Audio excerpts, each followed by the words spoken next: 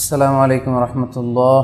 শুরুতে আমরা আল্লাহ রাব্বুল ইজ্জা ওয়াল জালালের দরবারে শুকরিয়া জানাই যে আল্লাহ তাআলা আজকে যুল হিজ্জা জিলহজ মাসে উপনীত হওয়ার তৌফিক এনায়েত করেছেন। আমরা আজকে মালয়েশিয়াতে অলরেডি জিলহজ শুরু করে ফেলেছি এবং আমরা জানি যে এই জিলহজের প্রথম দশক মানে প্রথম 10টি দিন খুবই গুরুত্বপূর্ণ 10টি দিন। আল্লাহ তাআলার কাছে খুবই পছন্দনীয় এই 10 দিনের আমলগুলো, এমনকি জেহাদের চাইতেও বেশি হাদিসে এসেছে। এবং কালামুল্লাহ মাজিদে আল কুরআন আল কারিমে আল্লাহ তাআলা এই জিলহজের প্রথম 10 দিনের শপথ করেছেন। এই 10 দিনের এবাদত আল্লাহ তাআলার কাছে এত বেশি পছন্দনীয় হওয়ার কারণ হচ্ছে এই 10 দিনে আল্লাহ তাআলা উম্মাহাতুল ইবাদাত অর্থাৎ যত মৌলিক এবাদত আছে সবগুলো মৌলিক এবাদতের একটা সমন্বয় করেছেন জিলহজ মাসের এই প্রথম 10 দিনে, যেটা বছরের অন্য কোনো সময় কিন্তু পাওয়া যায় না।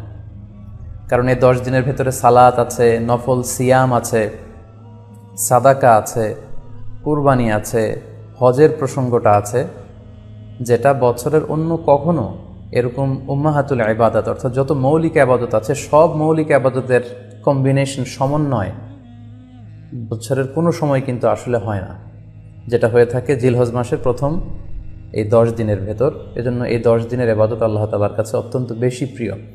এজন্য আল্লাহ রাসূল সাল্লাল্লাহু আলাইহি ওয়াসাল্লাম এই 10 দিনে যাতে আমরা বেশি বেশি নফল ইবাদত করি আমাদেরকে উৎসাহিত করেছেন। পাশাপাশি আমরা যেন বেশি বেশি তাহমিদ, তাহলিল, তাকবীর দিয়ে এই 10টি দিনকে মুখরিত করে রাখি, এজন্য তিনি আমাদেরকে আদেশ করেছেন। এজন্য এই 10টি দিনে আমরা যেন বেশি বেশি সুবহানাল্লাহ ওয়ালহামদুলিল্লাহ লা ইলাহা ইল্লাল্লাহু আল্লাহু আকবার এই আজকারগুলো যেন আমরা বেশি বেশি পড়ি।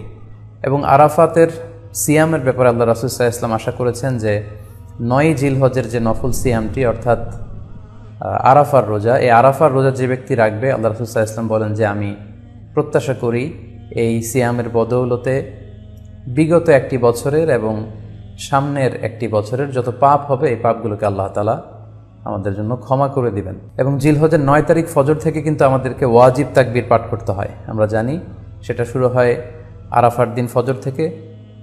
9 তারিখ ফজর থেকে শুরু করে 13 তারিখ আসর পর্যন্ত এই তাকবীরগুলো প্রত্যেক সালাতের পরে পড়া আমাদের জন্য আবশ্যক। আমরা যেন এই নফল আজকারগুলো, এই নফল তাকবীরগুলো যাতে আমরা বেশি বেশি করে দেই। এবং যারা কুরবানি করার জন্য ইচ্ছা পোষণ করেছেন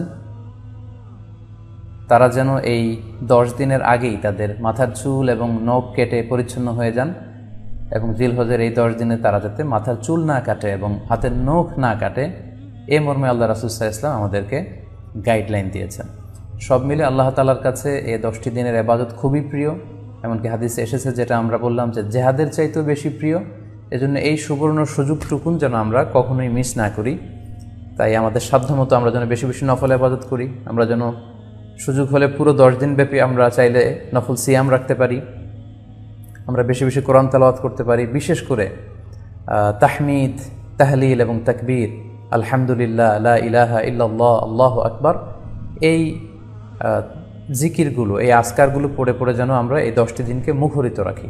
আল্লাহ তাআলা জিলহজ মাসের যে মাহাত্ম্য এবং বারাকা তিনি আমাদের জন্য দিয়েছেন, এগুলো যেন আমরা বেশি বেশি হাসিল করতে পারি। আমিন ইয়া রাব্বাল আলামিন।